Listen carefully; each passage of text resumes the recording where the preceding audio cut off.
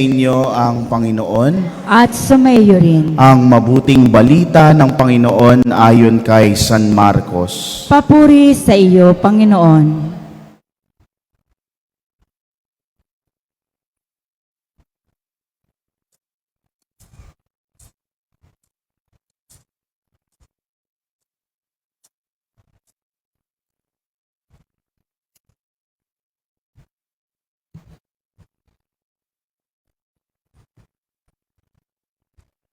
Noong panahong iyon, sinabi ni Jesus sa kanyang mga apostol, "Huwag ninyong katatakutan ang pumapatay ng katawan, sa halip, ang katakutan ninyo'y ang nakapapatay ng kaluluwa at katawan sa impyerno. Hindi ba ipinagbibili ang maya ng 2 pera? Gayunman, kahit isa sa kanila'y hindi nahuhulog sa lupa, kung hindi kalooban ng iyong Ama. Maging ang buhok ninyo'y bilang na lahat. Kaya huwag kayong matakot, higit kayong mahalaga kaysa sa libo-libong maya. Ang sino mang kumikilala sa akin sa harapan ng mga tao, ay kikilanlin ko rin naman sa harapan ng aking Ama na nasa langit. Ngunit ang magtatwa sa akin sa harap ng mga tao, ay itatatwa ko rin naman sa harapan ng aking Amang nasa langit." Mga kapatid, ang mabuting balita ng ating kaligtasan. Pinupuri ka namin, Panginoong Hesukristo. Magsiupo na po.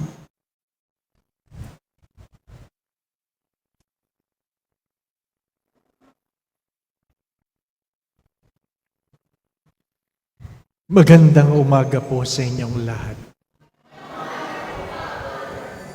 Happy Fiesta!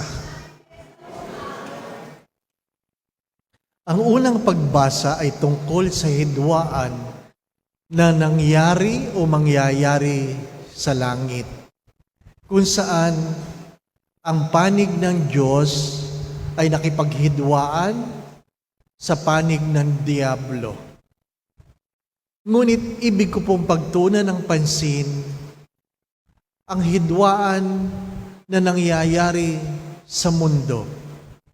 Hidwaan ng bansa laban sa bansa, hidwaan ng mga kandidato, hidwaan ng mga magkakapitbahay, pero ang pinakamalungkot na hidwaan o pag-aaway ay ang hidwaan sa sariling pamilya.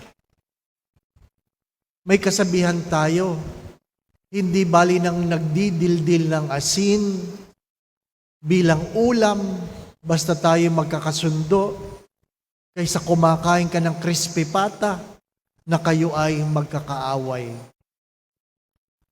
Ang sarap ng pagkain ay wala sa lasa, kundi kung gaano mo kasundo ang iyong kasalo.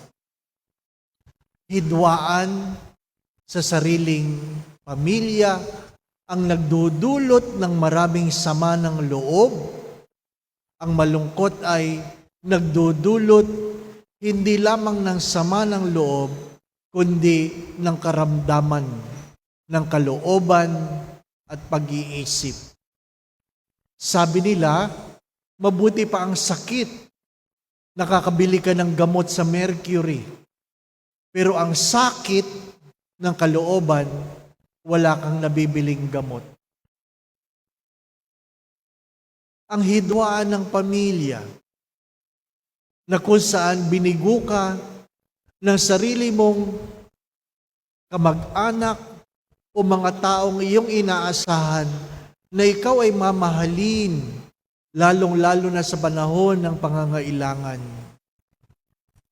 Ngunit sabi ng isang doktor, yung hidwaan na yon ay kapiraso lamang sa hidwaan na nangyayari sa sariling kalooban.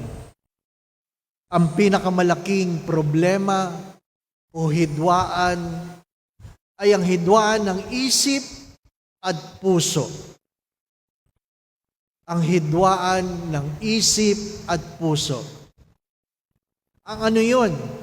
Yung naglalaban na alam mo kung anong tama, pero iba ang sinasabi ng iyong kalooban. Yun ang napakahirap. Kung ikaw ay may sakit, ako po ay na-stroke, 2022, maraming pinagbawal na gamot. Maraming pinagbawal na pagkain. Hindi maisa-isa ng doktor kung ano yung mga bawal. Para madaling sabihin, sabi niya, Father, basta masarap, bawal. Kaya pag may nag-aalok, sasabihin, O Father, kain ka. Aking tanong palagi ay, masarap po ba yan? Ay, masarap ito. Ay, bawal ho yan. Ano po? Para madali. Hindi po ba? Ano? Para madali. Pero, inaamin ko sa inyo, alam ko kung ano ang pwede kong kainin. Alam ko kung anong hindi ko pwedeng kainin. Kaya lang yung kalooban, nagsasabing, masarap yan. Kaya ano nangyayari? Kahit bawal, kukuha ka ng konti. Konti lang. Di po ba? Bawal sa inyo pa, konti lang. Pero bawal yan, Father. May gamot naman eh. Di ba, na? Yun ang pinakamalaking hidwaan. Yun ang pinakamalaking hidwaan. Anong hidwaan mayroon ngayon? Ang pagtatalo, kung papayagan ba ang diborsyo o hindi. Alam ng isip, mali yan. Pero ang kalooban ay nagsasabing, ayaw ko na yung asawa ko. Sawa na ako sa asawa ko. Hindi na siya mabango. Hindi na siya maganda. Naghahanap na ng iba. Alam natin kung ano ang tama. Pero yung kalooban, iba ang sinasabi. Alam natin yun. Alam natin na mali ang magnakaw. Pero ang kalooban ay nagsasabing, ay, masarap pa rin ang maraming pera. Kahit hindi mo pera, ang iyong pinanggagastos.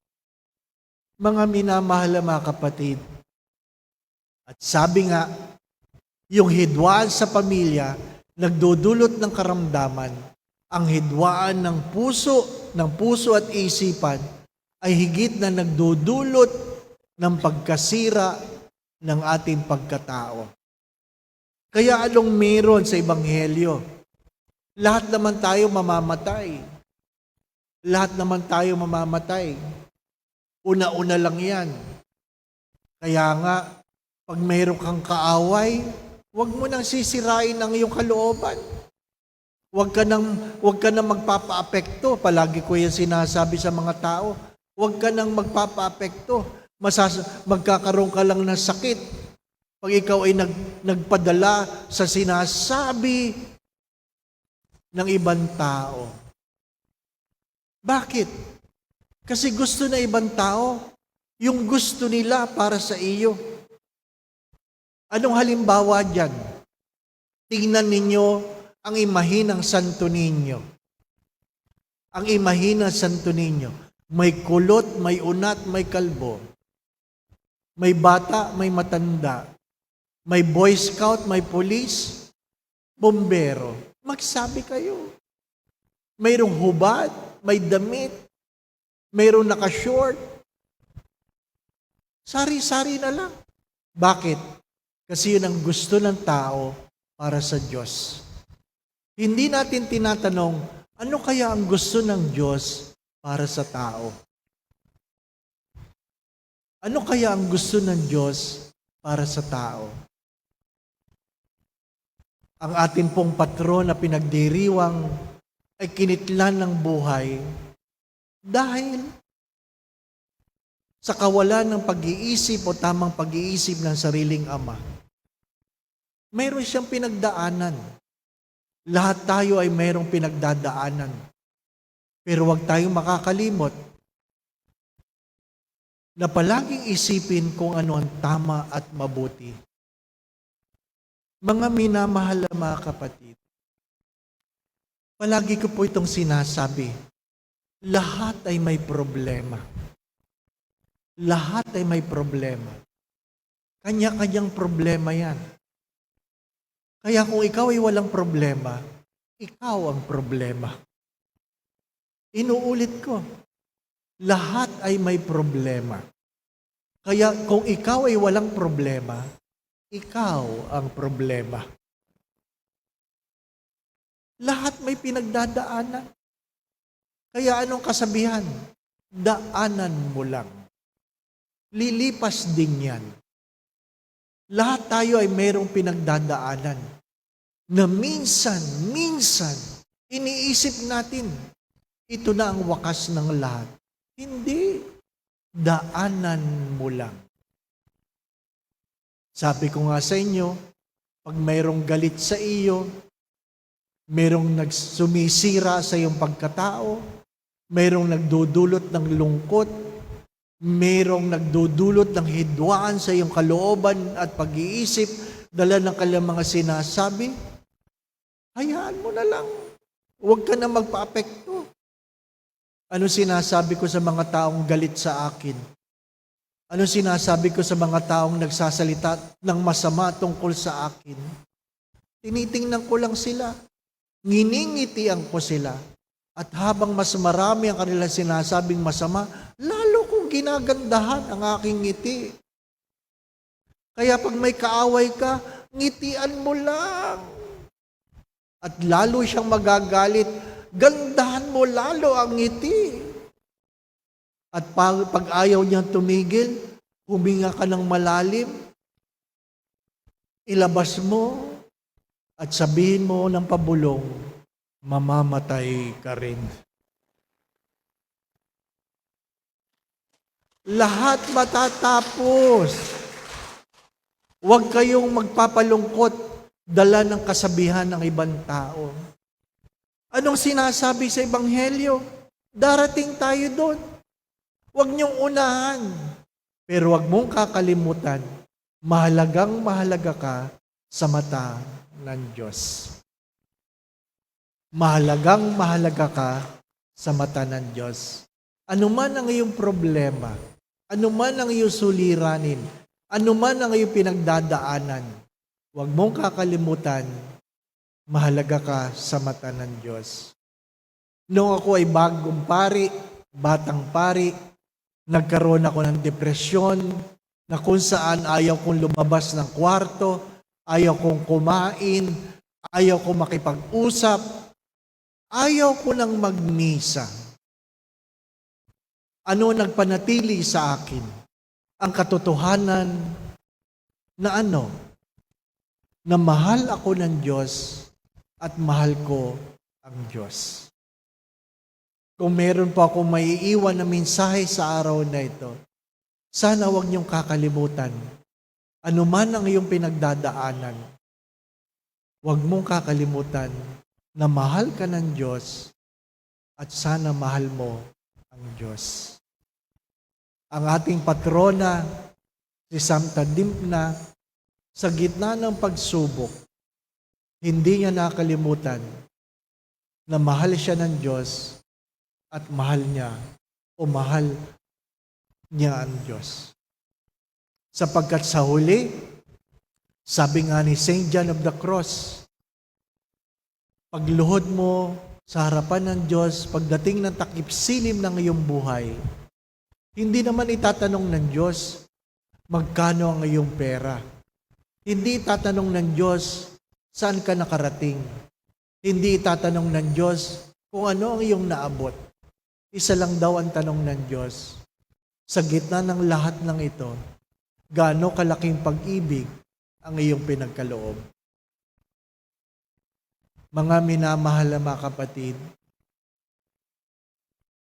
sana pag tinanong tayo ng Diyos sa takip-silim ng ating buhay, gaano kalaking pag-ibig ang iyong pinagkaloob, ang sagot mo ay, malaki po, Panginoon.